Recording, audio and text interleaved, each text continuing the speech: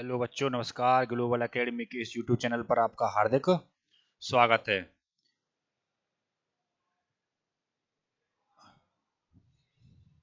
आज जो ये रहेगी क्लास, ये प्रेसिडेंट राष्ट्रपति से अब यहाँ से चल जाएगा भाग 4 के फंडामेंटल ड्यूटीज हो चुका है। अब चलेगा भाग 5, आर्टिकल 52 अनुच्छेद 52 से भाग 5 चल जाएगा। अभी भाग 5 में 52 से चलेगा कौन? राष्ट्रपति। आज पढ़ाएंगे प्रेसिडेंट के बारे में। फंडामेंटल ड्यूटीज पिछले वाले में हो चुकी है।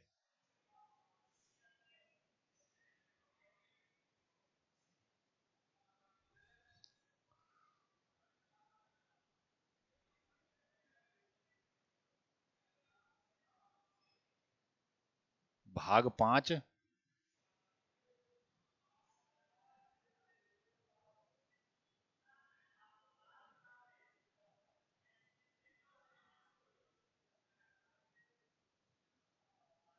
संघ की कार्यपालिका।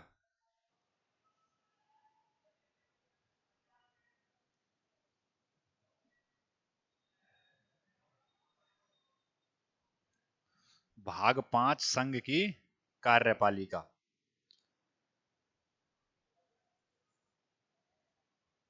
प्रेसिडेंट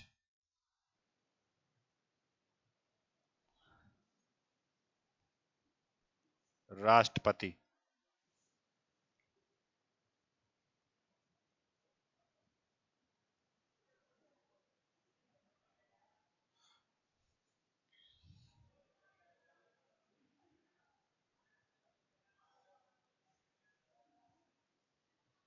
प्रेसिडेंट पढ़ना है इसमें, ठीक है जी। आर्टिकल नंबर 52 से ये चलेगा। और ये जो भाग 5 है संघ की कार्यपालिका, आर्टिकल 52।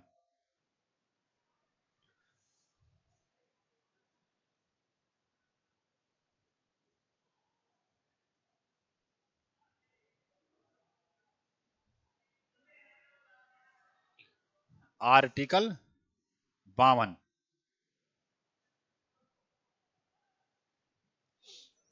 इसमें आता है राष्ट्रपति का पद।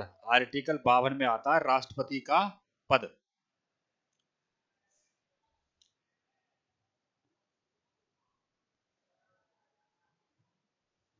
राष्ट्रपति का पद, पोस्ट ऑफ प्रेसिडेंट।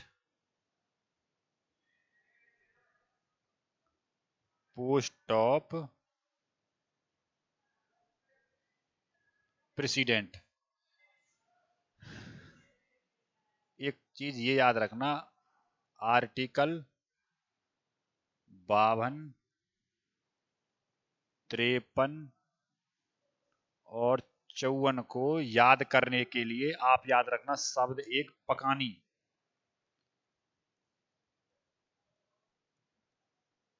पकानी एक शब्द याद रखना, पकानी। और पकानी से आप याद रखना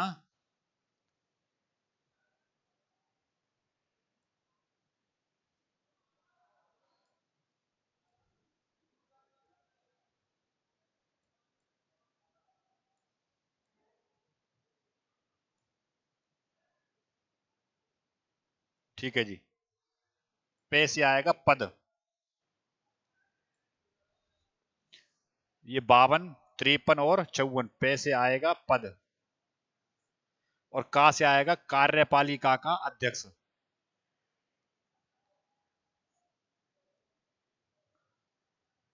कार्यपालिका का अध्यक्ष। और नी से आएगा निर्वाचन, यानी कि राष्ट्रपति का चुनाव। नी से आएगा निर्वाचन।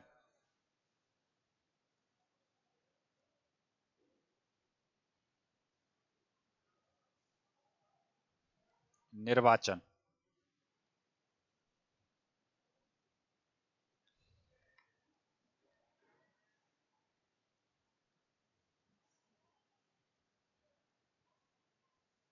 निर्वाचन। क्या ये पकानी पैसे पद आर्टिकल 52, काशी कार्यपालिका का अध्यक्ष 19 से निर्वाचन यानी कि राष्ट्रपति का चुनाव 52 आर्टिकल 53 आर्टिकल और 54 आर्टिकल ये यहां पर आप समझ सकते हैं। अच्छा जी, आर्टिकल नंबर 52, आर्टिकल 53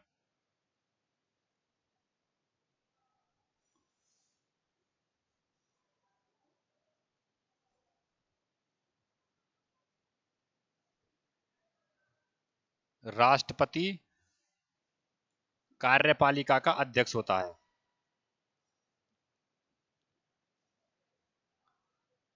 राष्ट्रपति कार्यपालिका का अध्यक्ष होता है। राष्ट्रपति कार्यपालिका का अध्यक्ष होता है और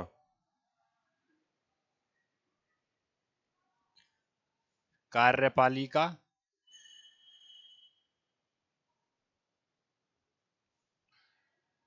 लोकसभा के प्रति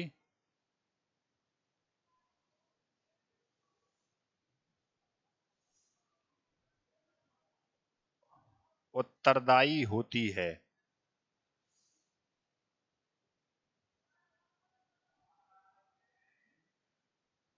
यानी कि इसका मतलब यह है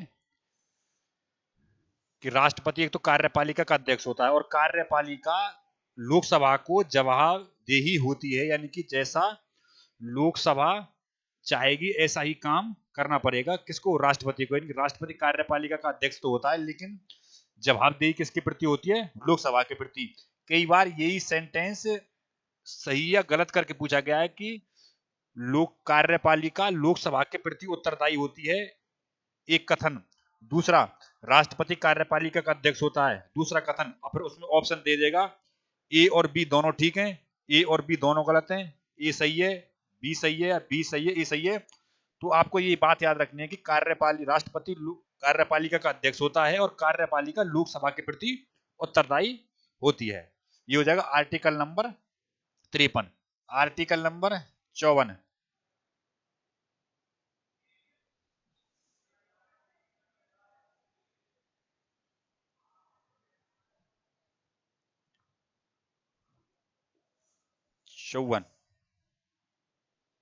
इसमें आता है राष्ट्रपति का निर्वाचन।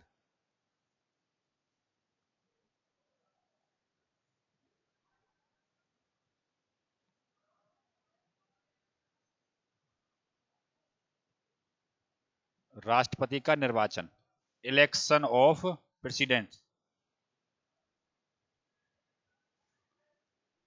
Election of president. 54 में क्या आ जाएगा इसका, इलेक्शन, इलेक्शन ऑफ प्रेसिडेंट। 52 में राष्ट्रपति का पद।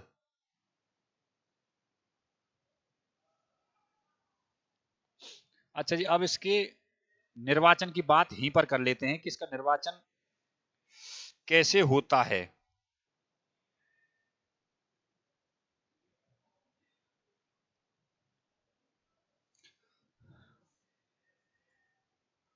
इलेक्शन ऑफ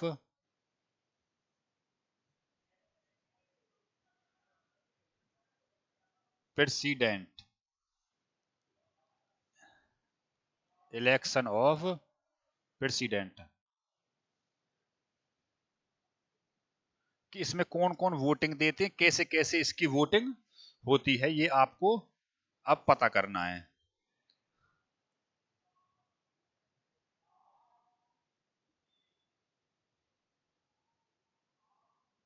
ठीक है जी, वोटिंग।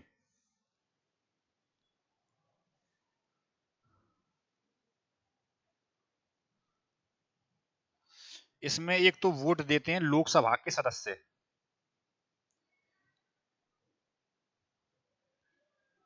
लोकसभा के सदस्य, मेंबर्स ऑफ लोकसभा।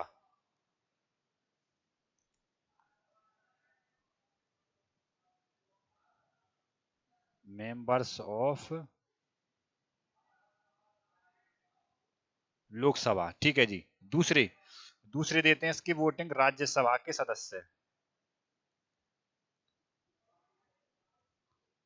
राज्यसभा के सदस्य, मेंबर्स ऑफ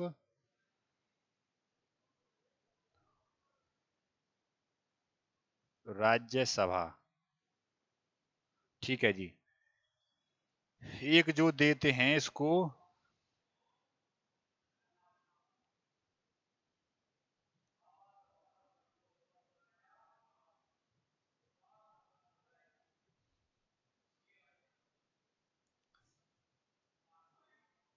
राज्य के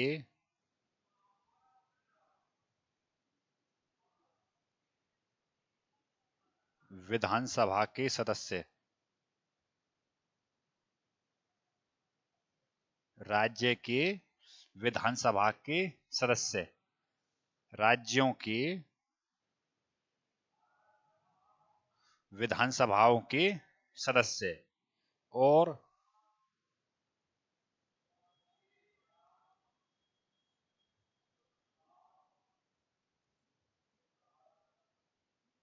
केंद्र शासित प्रदेश के विधानसभा के सदस्य।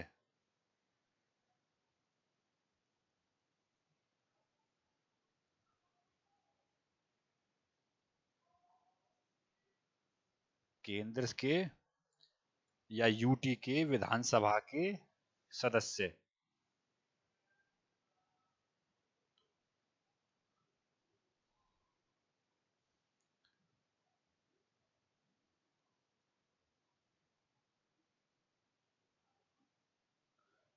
एक तो दिल्ली,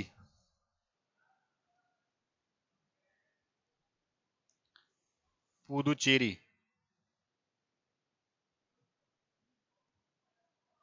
पुदुचेरी और तीसरा है भाई साहब जम्मू कश्मीर।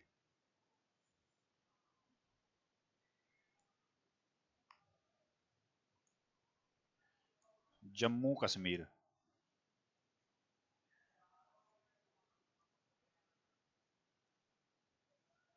लद्दाख इसमें नहीं है क्योंकि लद्दाख में यूटी है। लोकसभा के सदस्य, राज्यसभा के सदस्य और राज्यों के विधानसभा के सदस्य, यानी कि सभी राज्यों की विधानसभा हैं उनके सदस्य।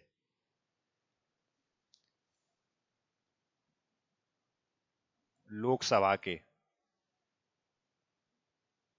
राज्यसभा के और राज्यों के विधानसभा के सदस्य, ये है भाई साहब आपके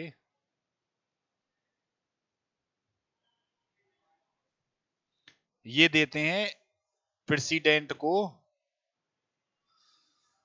वोटिंग। प्रेसिडेंट को ये वोटिंग करते हैं।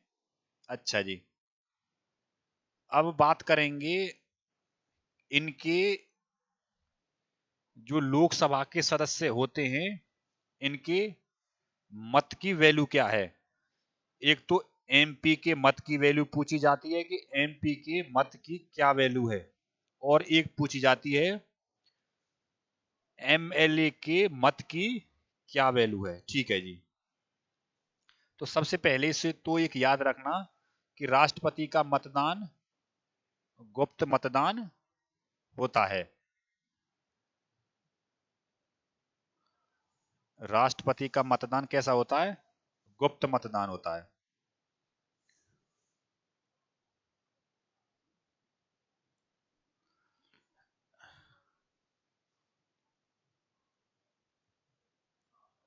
राष्ट्रपति का मतदान गुप्त होता है।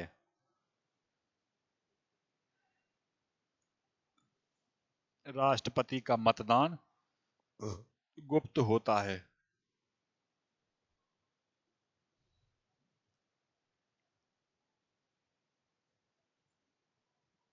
राष्ट्रपति का मतदान गुप्त होता है।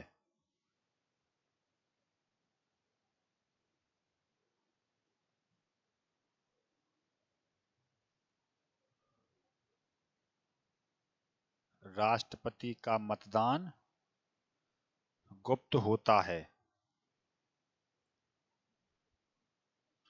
राष्ट्रपति का मतदान गुप्त होता है। ठीक है जी। और राष्ट्रपति का चुनाव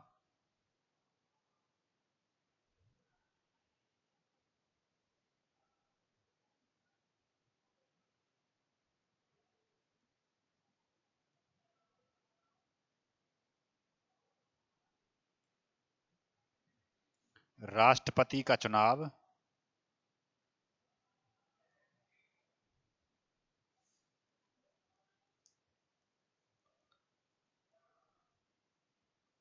राष्ट्रपति का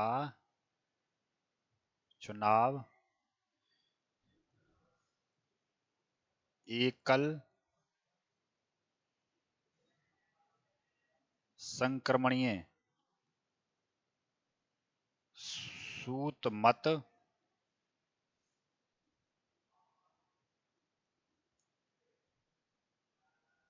के आधार पर होता है। राष्ट्रपति का चुनाव एकल संक्रमणीय सूत मत के आधार पर होता है।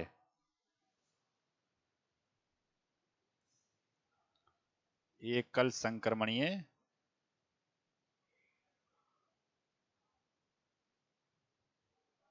सूत मत के आधार पर होता है। यानी कि राष्ट्रपति के चुनाव में ये खास बात है कि इसका चुनाव कैसा होता है, तो गुप्त होता है, और इसका जो प्रोसेस है या इसका जो चुनाव होता है वो एकल संक्रमणीय सूत मत, ये एक क्या है, ये एक प्रोसेस है राष्ट्रपति के चुनाव की। ठीक है जी। अच्छा, इसके बाद में जो बात करेंगे, और अब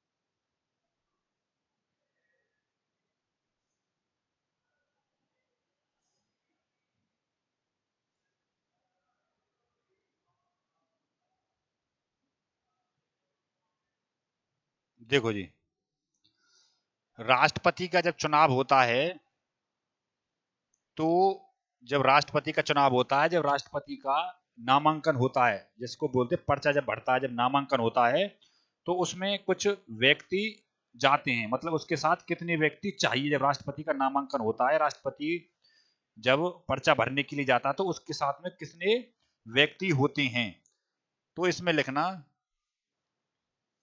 50 तो होते हैं अनुमोदक, जो साथ जाएंगे, और 50 होते हैं प्रस्तावक, जो जब राष्ट्रपति का चुनाव होगा जब ये जाएंगे। 50 अनुमोदक और 50 प्रस्तावक। अच्छा जी। और 15,000 की राशि, रुपए की जमानत राशि,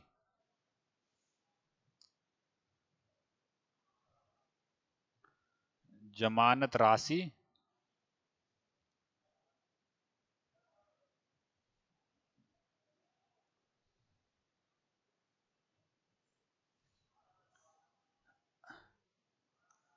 आरबीआई में जमा करनी पड़ती है।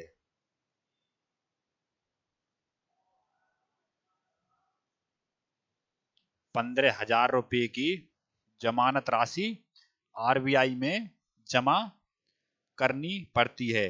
अगर आपकी या प्रेसिडेंट का जो चुनाव हुआ है उसकी जमानत अगर जब्त हो जाती है, उसको 1/6 वोट से कम वोट मिलते हैं, तो उसकी जो जमानत जब्त हो जाती है, तो फिर उसको 15,000 रुपए की राशि है वो वापस नहीं मिलेगी। मिलेगी कब? जब वो जीत जाता है, जब उसके 1/6 वोट से उसको ज्यादा वोट प्राप्त होते हैं, तो ये 15,000 की राशि उसको वापस प्राप्त हो जाती है। अगर जमानत जब्त हो जाएगी तो फिर इसको ये नहीं मिलेगी। 50 अनुमोदक और 50 प्रस्तावक इसमें राष्ट्रपति के पास, राष्ट्रपति के साथ जाते हैं। ये व्यवस्था है अब फिलहाल में। ये जो व्यवस्था है ये अब की व्यवस्था है। 50 अनुमोदक, 50 प्रस्तावक। अब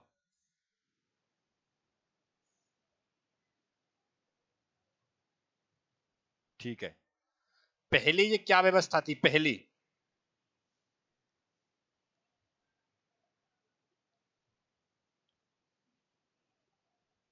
पहले 20 अनुमोदक, 20 प्रस्तावक,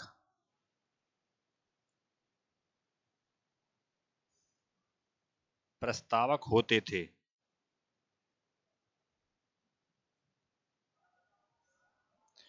20 अनुमोदक, 20 प्रस्तावक पहले होते थे। अब ये चेंज करके कितनी कर दिए?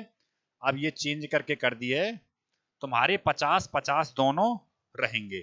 ठीक है जी, ये बात अभी राष्ट्रपति के इलेक्शन में चल रही है। आ रही बात समझ में? नहीं आ रही? राष्ट्रपति का चुनाव एकल संक्रमणीय सूत मत के आधार पर होता है।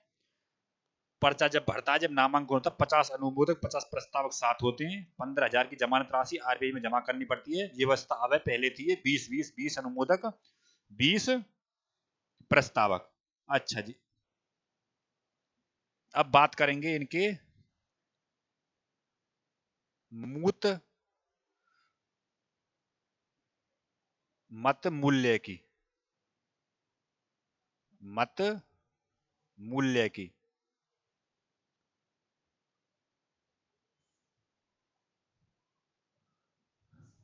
Vote value.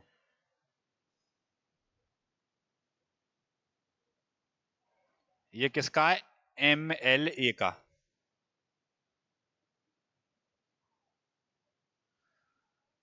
पहली बात करेंगे मत मूल्य एमएलए का, और फिर बात करेंगे एमपी की।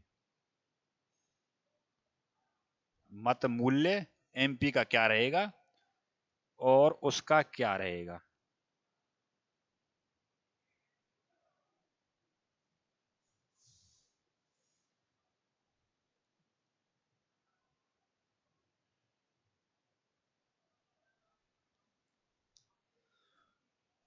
तो क्या क्या बताया अभी ये? अब अनुमोदक और प्रस्तावक इसके अभी आपको बताए हैं। अब बात करेंगे इनके जो एमएलए के वोट का क्या वैल्यू होता है और लोकसभा के मेंबर का वोट वैल्यू क्या होता है। एमएलए का वोट वैल्यू, और तो सबसे पहले पहले राज्य की। तो इसमें आएगा एक तो राज्य की जनसंख्या, राज्य की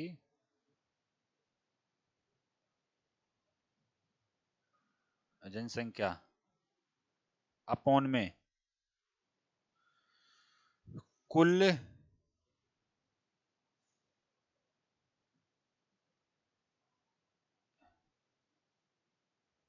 निर्वाचित विधायक गुना में 1,000। ये होता है राज्य के या एमएलए के वोट वैल्यू। किसकी होती है ये होती है एमएलए की वोट वैल्यू। और एमपी की कितनी होती है? ये होती है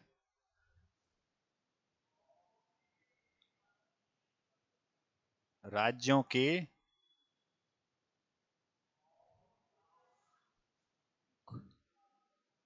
कुल विधायकों का मत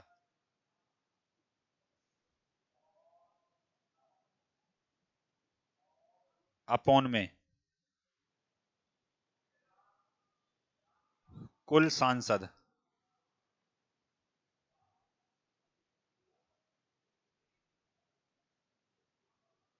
कुल सांसद। राज्य के विधानसभा का जो सदस्य है उसकी वोट वैल्यू किस निकलेगी, यानी कि राज्य की कितनी जनसंख्या है अपॉन में कुल निर्वाचित विधायक कितने हैं, ठीक है जी, और इनटू में 1000, तो ये एक एमएलए का वोट वैल्यू आ जाएगा, ठीक है जी।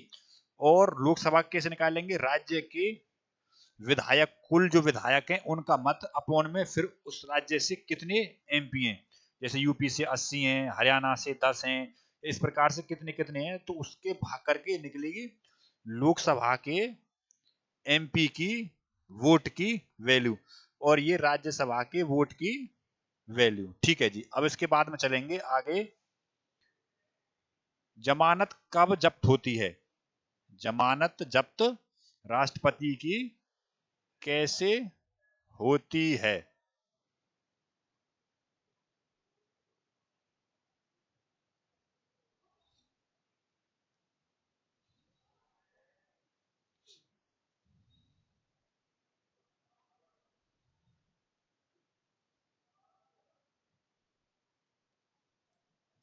जमानत जब्त कब होती है,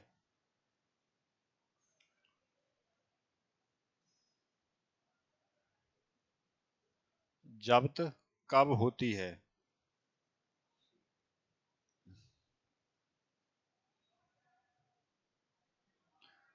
तो इसमें लिखना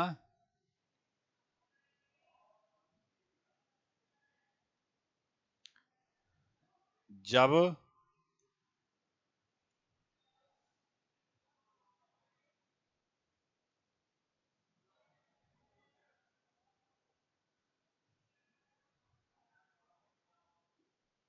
राष्ट्रपति को 1/6 वोट से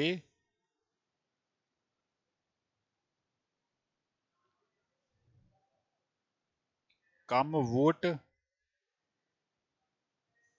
प्राप्त होते हैं तो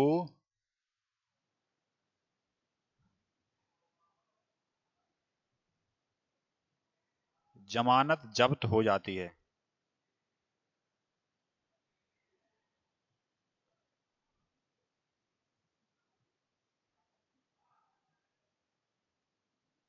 तो जमानत जब्त हो जाती है अगर 1/6 वोट से कम मिले।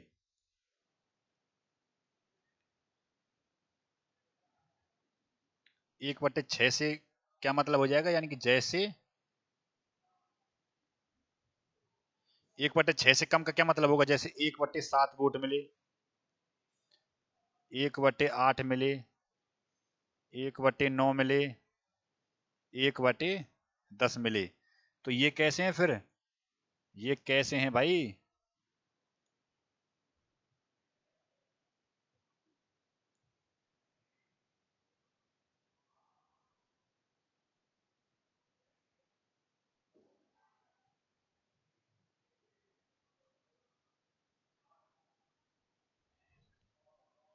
ये कम है, 1/6 से कम वोट कम है ये 1/6 से कम ये होंगे 1/5, 1/4, 1/3, 1/2 है भाई। 1/6 से कम 1/5, 1/4, 1/3, 1/2 होते हैं कम, ये 1/7, 1/8, 1/9, 1/10 होते हैं, ये कम होते हैं 1/7, 1/8, 1/9 और 1/10। अगर इससे कम वोट मिलते हैं राष्ट्रपति को तो उसकी जमानत जब्त हो जाती है और 15,000 रुपए की जो राशि आरबीआई में जमा है वो भी उसकी क्या हो जाती है, खत्म हो जाती है, ठीक है जी। और ये हो जाएंगे आपके, अब चुनाव के बारे में बता दिया इसका।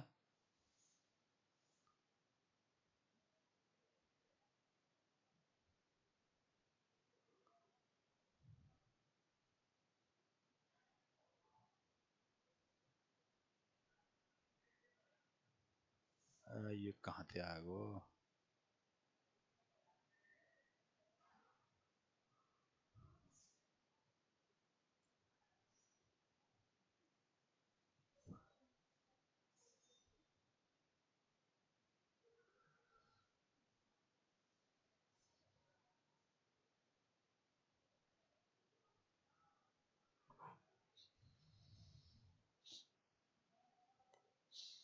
अच्छा जी, अब इसमें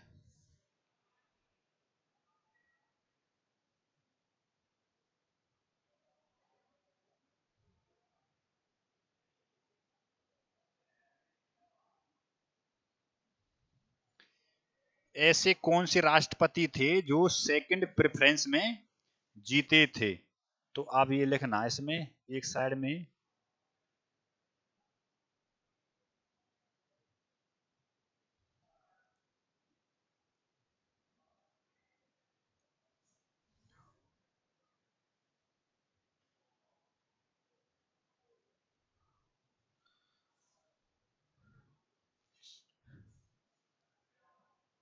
सेकंड प्रेफरेंस में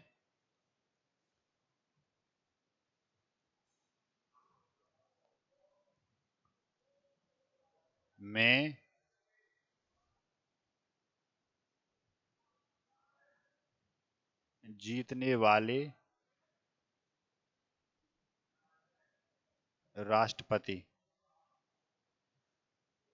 जो इनका जो चुनाव होता है वो ऐसे मान सकते हैं आपकी, ये शिफ्ट वाइज होता है, यानी कि इसमें प्रेफरेंस होती है। पहली प्रेफरेंस में कितनी वोट काउंट हुई है, सेकंड प्रेफरेंस में कितनी वोट काउंट हुई है।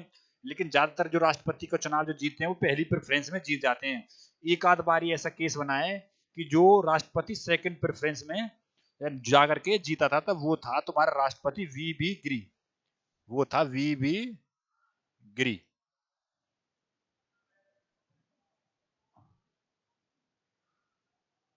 वी बी गिरी, जो सेकंड प्रेफरेंस में जीता था।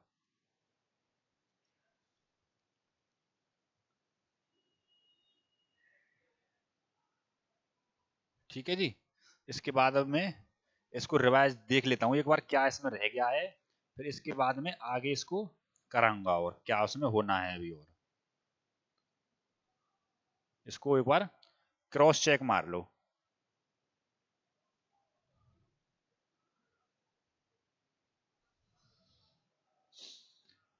गुप्त मतदान हो जाएगा, 54 में हो जाएगा। इसका चुनाव में कौन कौन आएंगे वो भी हो गया है। प्रस्तावक अनुमोदक भी हो गए, जमानत राशि भी हो गई है, और एमपी का चुनाव भी हो गया। एमपी की वोट वैल्यू क्या है, एमएलए की वोट वैल्यू हो चुकी है। वोटिंग कौन कौन देते हैं वो भी हो गया है। दिल्ली, पुदुचेरी और जम्मू कश्मीर सेकंड प्रेफरेंस भी हो चुकी है। ठीक है जी, अब ये कंप्लीट है। अब इससे आगे चलेंगे आर्टिकल नंबर 55 पर। 54 हो गया, 55।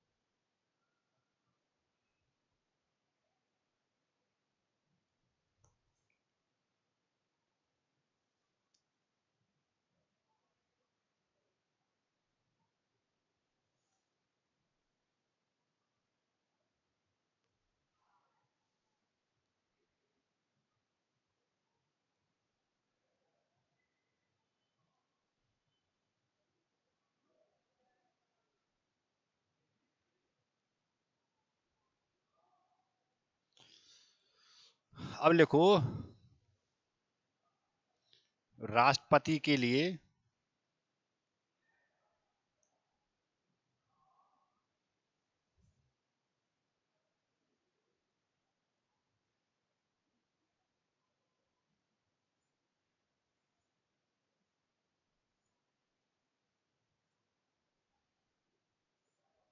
योग्यता,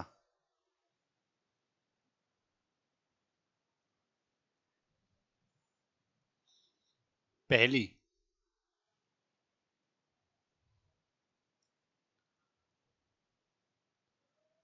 भारत का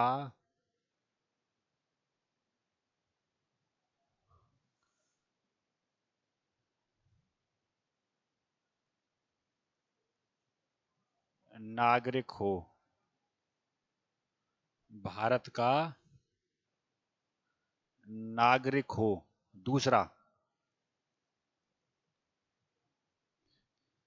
किसी लाभ के पद पर ना हो, किसी लाभ के पद पर ना हो। तीसरा, कम से कम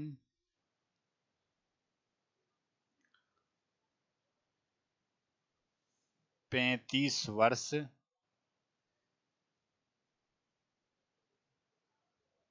उम्र हो। चौथी,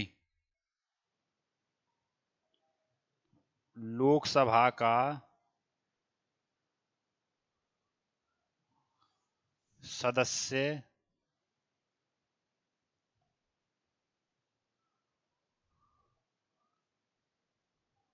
बनने की योग्यता रखता हो।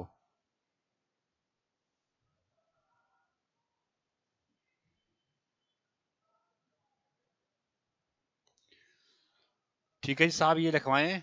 4, योग्यता, भारत का नागरिक हो, किसी लाभ के पद पर ना हो, कम से कम 35 वर्ष की उम्र होनी चाहिए, और लोकसभा का सदस्य बनने की योग्यता वो रखता हो।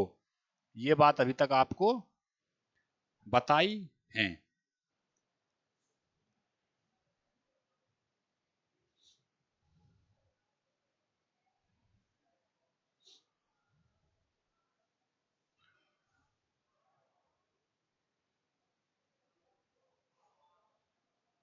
अब बात करेंगे राष्ट्रपति के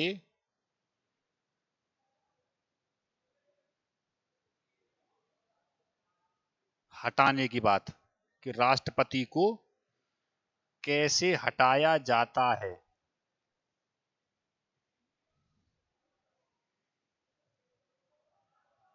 राष्ट्रपति को कैसे हटाया जाता है।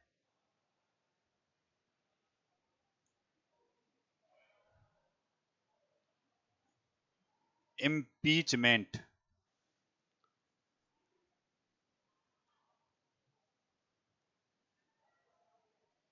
इम्पीचमेंट, महाभियोग,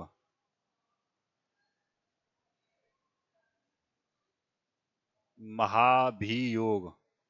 और ये आता है आर्टिकल 61 में, महाभियोग। और ये कहां से लिया गया है महाभियोग? ये प्रक्रिया कहां से ली गई है? ये ली गई है अमेरिका से, यूएसए से। ठीक है जी। क्या प्रोसेस राष्ट्रपति को हटाने का होता है, ये आपको अब बताना है कि राष्ट्रपति का जो पोस्ट है वो कैसे खाली होती है, ये बताना है आपको।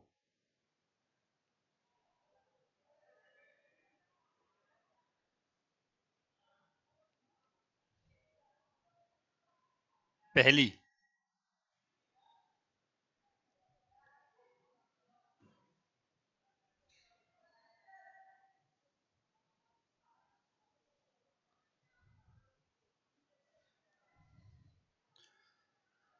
महाभियोग, अगर राष्ट्रपति को, महाभियोग का मतलब है कि राष्ट्रपति को कैसे हटाया जाता है, इसकी क्या प्रक्रिया होती है।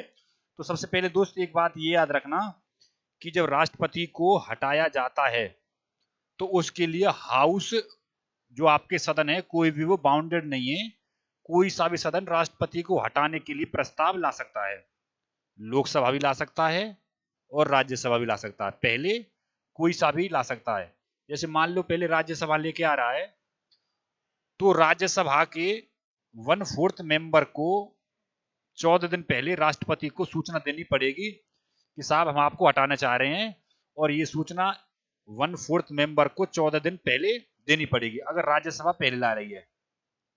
और अगर लोकसभा पहले ला रही है तो लोकसभा के 1/4 मेंबर को राष्ट्रपति को पहले बताना पड़ेगा कि साहब हम आपको हटा रहे हैं, और वो आपको जानकारी देनी पड़ेगी। उसके बाद में क्या होगा, मान लो राज्यसभा लेके आ गई पहले, अगर राज्यसभा लेकर के आ रही है तो राज्यसभा के कितने सदस्यों के द्वारा या किस प्रकार से इसको वोटिंग की जाएगी। भाई पहले राज्यसभा ले आई, अगर राज्यसभा पहले ला रही है तो 1/4 मेंबर ने दे दिया कि भाई ठीक है, 1/4 मेंबर ने राष्ट्रपति को बता दिया, जानकारी दे दी। उसके बाद में फिर क्या होगा, उसके बाद में फिर सेकंड जो हाउस है भाई लोकसभा है, फिर वो क्या कहेगा, फिर वही उसको वो उसके ऊपर भाई भाई उसके ऊपर वो अपोजिट बात बताएगा कि भाई राष्ट्रपति को, भाई जो हटाने वाला वो क्यों लेकर आता, अगर राष्ट्रपति की बात राज्यसभा को अच्छी नहीं लगी तो राष्ट्रपति को जब अच्छी राष्ट्रपति की बात जब राज्यसभा को अच्छी नहीं लग रही है तो जब भी तो राज्यसभा महाभियोग को लेके आएगा, फिर लोकसभा उसकी अच्छा ही बताएगा भाई राष्ट्रपति में कोई कमी नहीं है, इसको ये वैसे ही हटाना चाह रहे हैं। तो उसके बाद में किस प्रकार से वोटिंग होगी कि राष्ट्रपति हट जाएगा, तो पहली बात करेंगे राज्यसभा में। राज्यसभा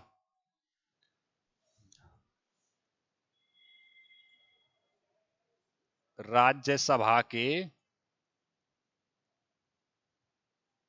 1/4 मेंबर को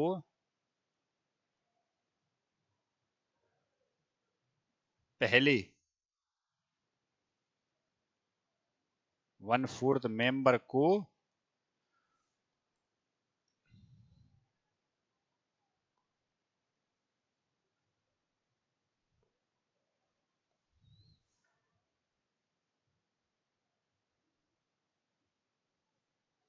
मेंबर को 14 दिन पहले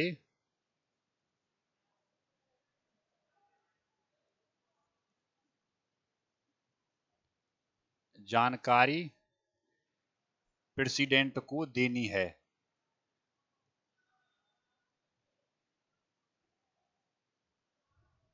दूसरी, लोकसभा की बात करेंगे तो लोकसभा के 1/4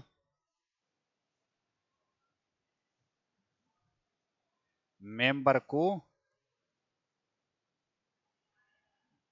14 दिन पहले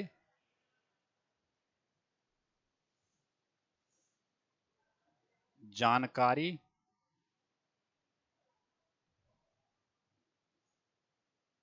देनी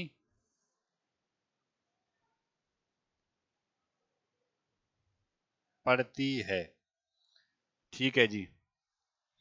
फिर जब जानकारी जोन से भी सदन ने दे दी, ठीक है, उसके बाद में क्या होगा, फिर वोटिंग होगी। और वोटिंग कैसी होनी चाहिए है भाई, वोटिंग कैसी होनी चाहिए,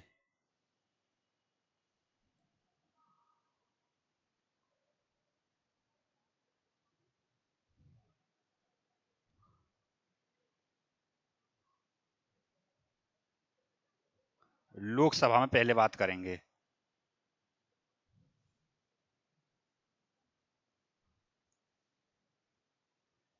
लोकसभा फिर राज्यसभा की। तो लोकसभा के 2/3 मेंबर को लोकसभा से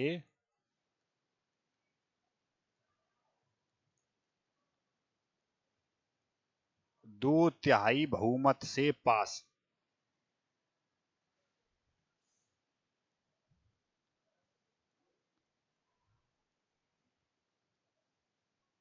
पास करना पड़ेगा। लोकसभा में वोटिंग हो रही है तो लोकसभा के 2/3 सदस्य से पास करना पड़ेगा, राज्यसभा में हो रही है तो राज्यसभा के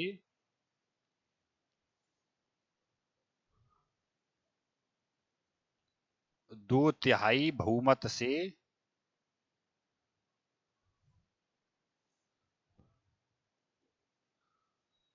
पास कराना पड़ेगा।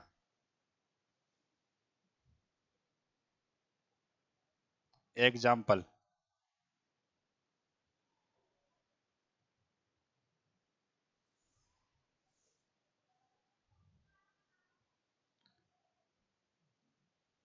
543 का 2/3 और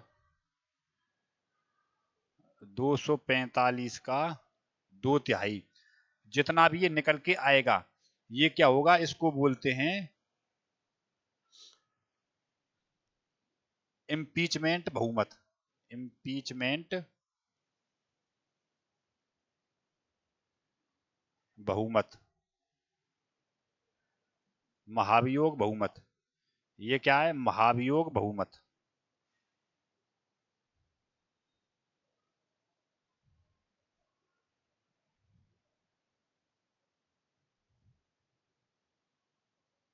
अब इसको निकाल के लेके आएंगे। अब जब काउंटिंग करेंगे जितनी भी संख्या आएगी, अगर इतने ने लोकसभा से पास कर दिया, इतने ने राज्यसभा से पास कर दिया, तो राष्ट्रपति का पद फिर क्या हो जाएगा, तो राष्ट्रपति का पद फिर वो खाली हो जाएगा, उसमें कोई दिक्कत फिर नहीं आएगी।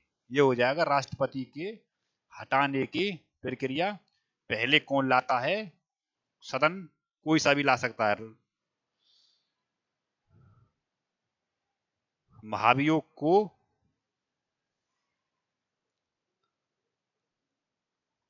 महाभियोग को कोई भी सदन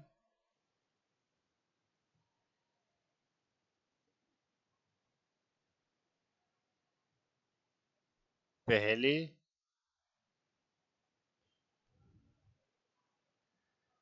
ला सकता है।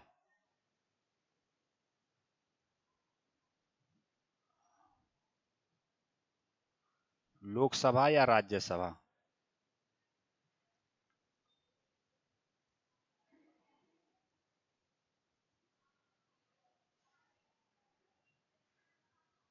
लोकसभा या राज्यसभा।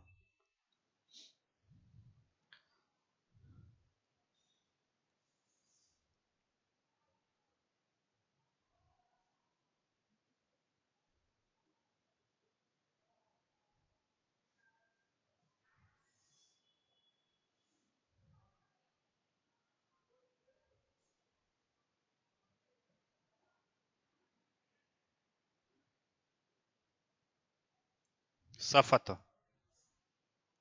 राष्ट्रपति शपथ। शपथ का आर्टिकल है आर्टिकल 60 अनुच्छेद।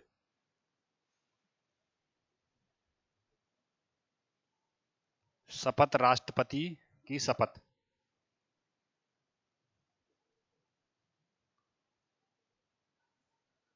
राष्ट्रपति शपथ।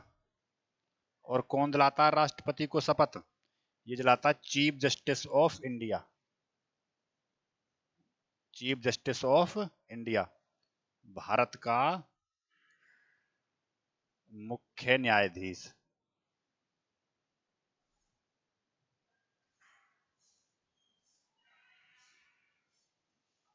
भारत का मुख्य न्यायाधीश, पूरा करवा देंगे 5 मिनट जब करवाएंगे।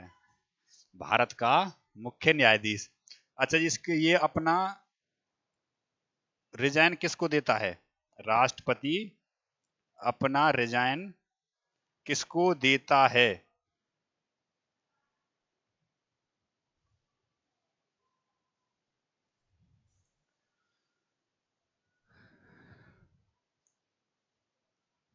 राष्ट्रपति अपना रिजाइन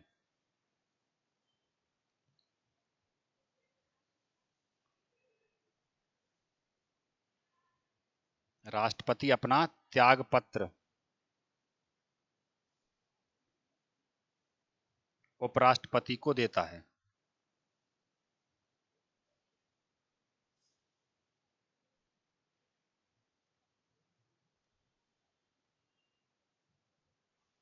देता है।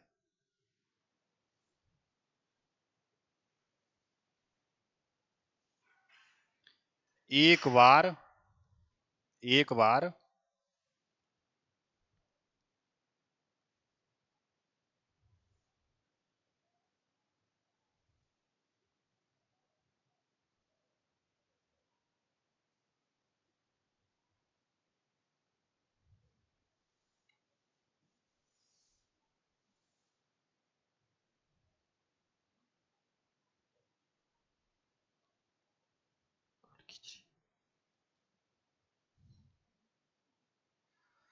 राष्ट्रपति का जब पद खाली हो जाएगा उसके बाद 6 माह में भरना अनिवार्य है। राष्ट्रपति का पद राष्ट्रपति का पद खाली होने के बाद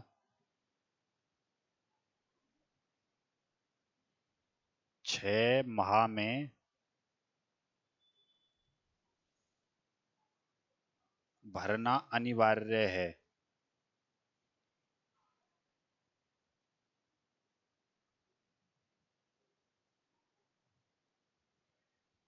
एक बार पद खाली हो गया है तो 6 माह में भरना अनिवार्य है। राष्ट्रपति का पद 6 माह में भरना अनिवार्य है।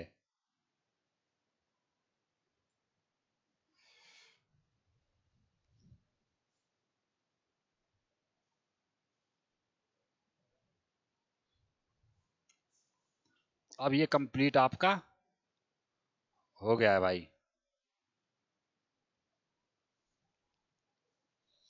ये कंप्लीट है अब आपका राष्ट्रपति।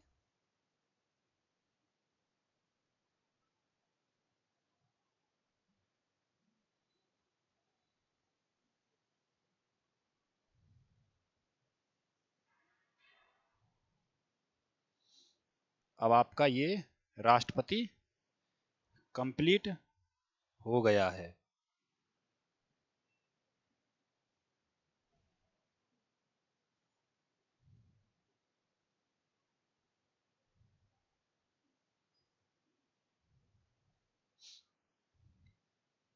एक दो बात और हैं, उनको और ऐड कर लो इसी में ही,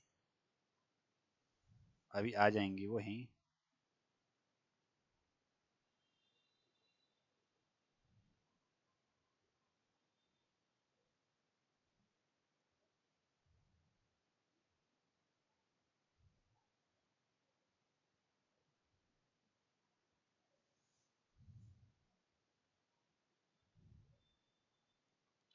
ये राष्ट्रपति से यहाँ कर लेना आप, राष्ट्रपति इसमें लिखना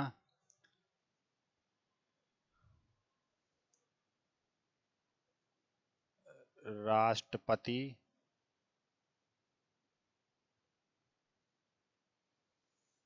एकता,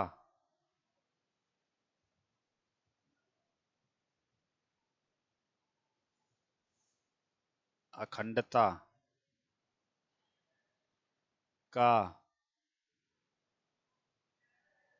प्रतीक है।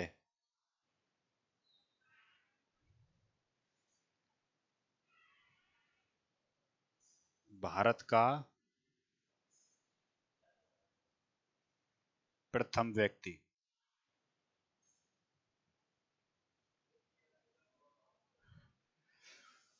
दूसरा,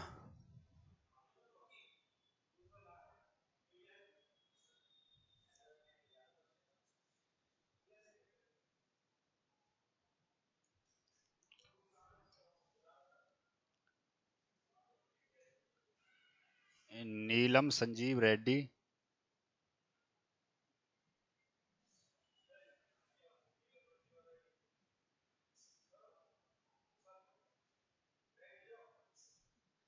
निर्विरोध चुनाव जीते थे। हाँ कंप्लीट है, चली रहे हैं वैसे, एक मिनट रुक जाओ।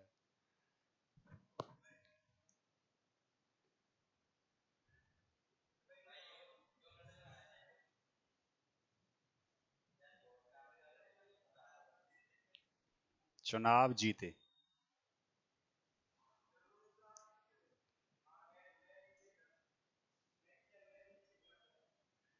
तो दोस्तों अब आपका ये बिल्कुल कंप्लीट हो चुका है राष्ट्रपति। ठीक है जी, ये कंप्लीट हो चुका है आपका, अब कंप्लीट मामला है इसका। ठीक है जी,